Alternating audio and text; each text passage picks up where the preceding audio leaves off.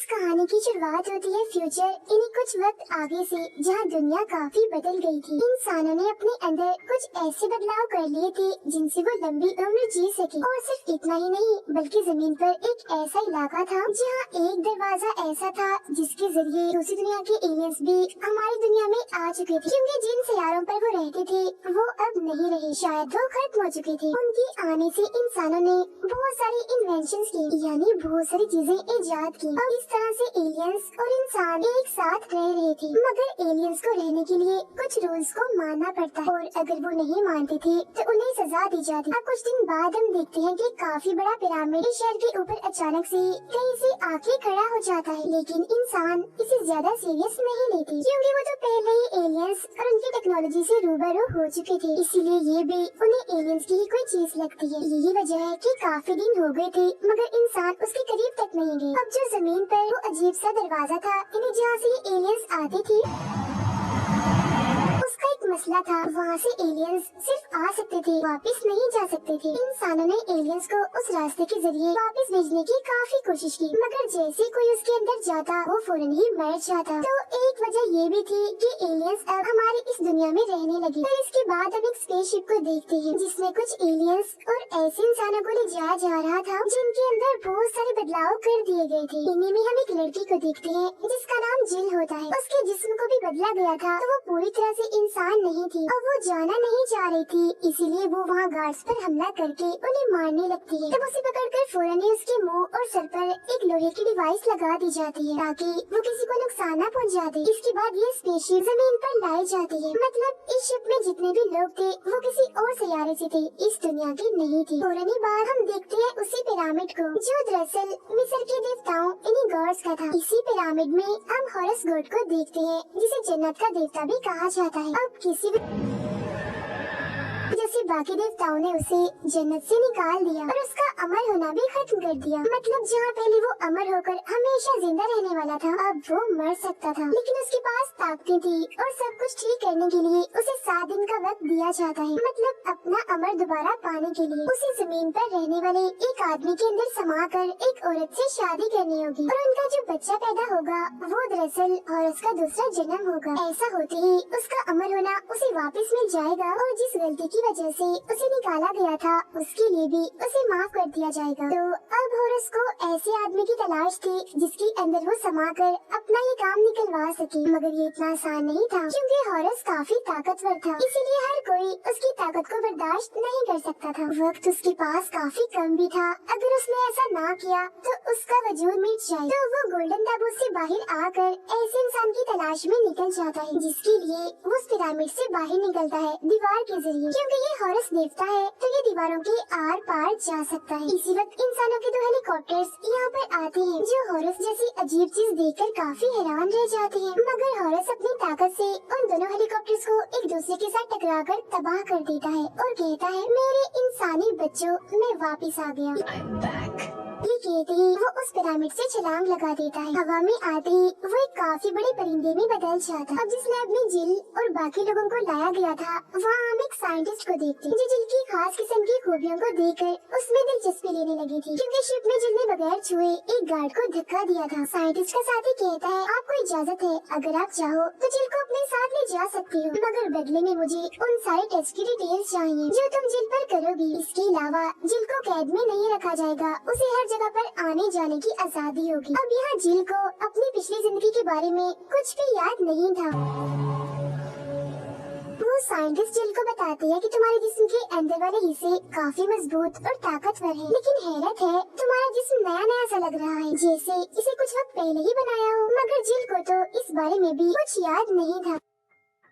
अब क्योंकि ये काफी आगे का टाइम है इसीलिए हर चीज काफी मॉडर्न थी, जैसे गाड़ियाँ हवा में उड़ रही थी। यही हम स्क्रीन पर एक खबर चलती हुई देखते हैं जहाँ एक औरत प्रेसिडेंट पर इल्जाम लगा रही थी कि शहर के एक इलाके में खतरनाक एलियन क्रिएचर्स को रखा गया है। इसके बाद हम प्रेसिडेंट और उसके लोगों को देखते हैं जो ये खबर सुनकर काफी परेशान हो गए थे, क्योंकि वो तो लोगों का भरोसा जीतना चाहते थे और ये उनके लिए काफी बड़ा इल्जाम था। उनकी इज्जत बेइज्जती का सवाल था। अब उनके लिए परेशानी तब बढ़ जाती है जब उन्हें ये पता चलता है कि शहर में 4 लोगों का कत्ल हो गया है, बड़े अजीब तरीके से, मगर अभी तक कातिल पकड़ा नहीं गया, जिस वजह से लोग डर डर कर जी रहे थे। फिर अब इस केस को हल करने के लिए एक इंस्पेक्टर को लगा दिया जाता है, और जब वो उस जगह पर जाता है जहाँ एक आदमी की मौत हुई थी, तो वो लाश की हालत देखकर कहता है ये काम जरूर किसी खतरनाक पागल कातिल का, क्योंकि लाश की हालत काफी बुरी थी, पूरा जिस्म फटा हुआ था, तो कोई छोटा मोटा कातिल तो ऐसा नहीं कर सकता। अभी शहर की गवाह को पुलिस स्टेशन ले जाया जा रहा था, मगर रास्ते में ही गाड़ी का काफी बुरा एक्सीडेंट हो जाता है, और वो पुलिस वाला जो गाड़ी चला रहा था उसकी मौके पर ही मौत हो जाती है, मगर जिस गवाह को ले जाया जा रहा था वो जिंदा था। जब वो बाहर आता है तो बड़ा ही अजीब बर्ताव करने लगता है, और फिर अचानक देखते ही देखते उसका जिस्म भी फट जाता है, उसकी भी मौत हो जाती है। अगले दिन हम देखते हैं वो साइंटिस्ट जिल से मिलने आती है, वो जिल से उसकी याददाश्त की बात करती है, तो वो जवाब देती है मुझे कुछ भी याद नहीं है, जिस पर साइंटिस्ट कहती है तुम्हें सब याद आ जाएगा, अभी तुम्हारा जिस्म नया है और मुझे तुम पर कुछ मेडिकल टेस्ट करने होंगे, जिसके बदले में वो जिल को एक होटल का कार्ड देती है जहाँ वो आजादी से रह सकती है, क्योंकि यही उसके साथ तय हुआ था। जब जिल लैब से निकलती है तो एक आदमी उससे मिलने आता है, मगर यहाँ हम उसका चेहरा नहीं देख पाते, क्योंकि उसने अपने पूरे ही जिस्म और चेहरे को कपड़े से ढका हुआ था। According to who is credited, not in the right place. अब ये जिल का ही साथी था और उसका सबसे करीबी भी, वो उसे देखकर काफी खुश हो जाती है और उसे गले मिलती। वो जिल को बताता है क्योंकि हम इस दुनिया के नहीं, इसीलिए मेरा जिस्म इस दुनिया को नहीं अपना रहा, मैं धीरे धीरे मिट रहा हूँ, लेकिन क्योंकि तुम यहाँ रह सकती हो तो आराम से रहो, मैं कुछ वक्त के बाद चला जाऊंगा। इसके बाद वो जिल को खास किस्म की नीले रंग की गोलियाँ भी देता है। इसके बाद हम देखते हैं कि शहर के ऊपर एक जेल है जहाँ पर कैदियों को अलग अलग स्लीपिंग चेम्बर्स में रखा जाता है, मतलब उन्हें इनके अंदर गहरी नींद में सुलाया जाता है ताकि उनकी सजा का टाइम गुजर सके। अचानक वहाँ एक हादसा होता है, 3 स्लीपिंग चेम्बर्स अपने आप ही गिर जाते हैं। फिर जब पुलिस छानबीन करने वहाँ आती है तो 2 चेम्बर्स में कैदी मिल जाते हैं, जबकि तीसरा चेम्बर खाली होता है, मतलब उसमें कैदी नहीं था, उसकी सिर्फ कटी हुई टांगे उसमें पड़ी हुई थी। कुछ वक्त के बाद इस पुल पर हॉरस जिंदे के रूप में आता है और छानबीन करने वाले सभी पुलिस ऑफिसर्स को देखता है। अब इंस्पेक्टर छानबीन करके बताता है कि जो मुजरिम सबसे खतरनाक था उसकी लाश नहीं मिली, वो गायब है। ये सुनकर हॉरस पुल के नीचे जाता है जहाँ वो तीसरा कैदी लटका हुआ था। हॉरस उसे अपना चेहरा दिखाता है, दरअसल ये उस चेम्बर के गिरते ही यहाँ लटक गया जिससे इसकी जान बच गई, मगर वो जख्मी था। इस कैदी का नाम निकोपोल था। हॉरस सोचता है तीनों कैदियों में से सिर्फ यही बच पाया तो इसका मतलब ये ताकतवर। वो फौरन अपने परिंदे वाले रूप में आकर निकोपोल को यहाँ से उठाकर अपने साथ ले जाता है। फिर जब निकोपोल को होश आती है तो वो अपने सामने हॉरस को पाता है। तब यहाँ हॉरस देवता उसे बताता है कि तुम ताकतवर हो और मुझे इस इंसानी दुनिया में रहने के लिए एक इंसानी जिस्म चाहिए। अब तक मैंने ये कोशिश बहुत सारे इंसानों पर कर ली है, मतलब उनका जिस्म लेने की, लेकिन कोई भी मुझे झेल नहीं पाया और वो सारे इंसान मर गए, लेकिन एक सिर्फ तुम ही हो जो मुझे झेल सकते हो। तो अब से मैं तुम्हारे जिस्म के अंदर रहूंगा तब तक जब तक मेरा जमीन पर आने का मकसद पूरा न हो जाए। निकोपोल को ये सारी बातें काफी अजीब लगती है। फिर जब वो ये देखता है कि मेरी टांग कटी हुई है तो वो काफी घबरा जाता है। उसे परेशान देखकर हॉरस उसके लिए लोहे की एक टांग बना देता है, लेकिन वो काफी भारी थी इसलिए निकोपोल उसके साथ नहीं चल पा रहा था। मगर जैसे ही हॉरस उसके जिस्म में आता है तो वो आसानी से इस भारी भरकम पैर के साथ चलने लगता है। तो अब यहाँ मजबूरन निकोपोल को हॉरस की बात माननी ही पड़ती है। तो यहाँ हमें पता चलता है कि वो सारे लोग जिनकी अजीब तरह से मौतें हुई थी, इन्हें जिस्म फटकर वो सब हॉरस की वजह से हुआ था, क्योंकि वो ऐसा जिस्म ढूंढ रहा था जिसकी शक्तियों को झेल सके। जब उसे मिल भी गया निकोपोल का, और अब उसे एक औरत चाहिए थी जिसके साथ वो शादी करके बच्चा पैदा करे जो हॉरस का दूसरा जन्म होगा और वो दोबारा से अमर हो जाए। लेकिन अब क्योंकि निकोपोल की सजा अभी बाकी थी इसीलिए उसे छुपकर रहना पड़ना था। अब इसी दौरान एक हेलीकॉप्टर यहाँ आता है जिसमें बैठे लोग निकोपोल पर गोलियां चलाने लगते हैं, उसे मारने की कोशिश करते हैं, मगर क्योंकि उसके जिस्म में तो खुद हॉरस था इसलिए वो लोग उसे नहीं मार पाते। वो लोग उसका पीछा करते हैं जिनसे बचने के लिए वो भागता है और भागते भागते वो एक काफी ऊंची बिल्डिंग के किनारे पर आ जाता है। अब बचने का और कोई रास्ता नहीं था इसलिए वो यहाँ से छलांग लगा देता है।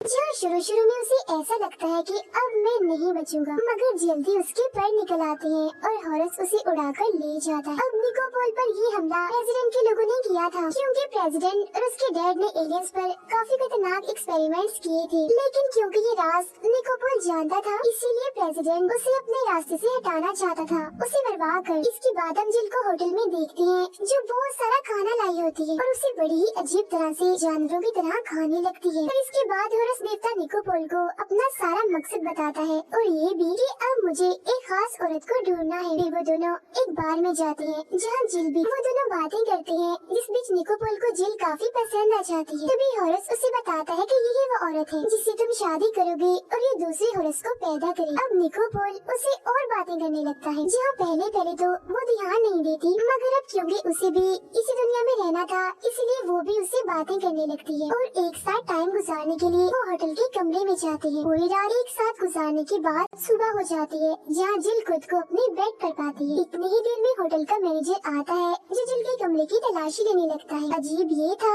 कि कमरे में कोई बाथरूम नहीं था, बल्कि जहाँ बाथरूम होना चाहिए था वहाँ पिरामिड की एक पेंटिंग लगी होती है। फिर तलाशी लेने के बाद जब मैनेजर वहाँ से जाता है तो पेंटिंग वाली जगह पर वॉशरूम का दरवाजा बंद जाता है।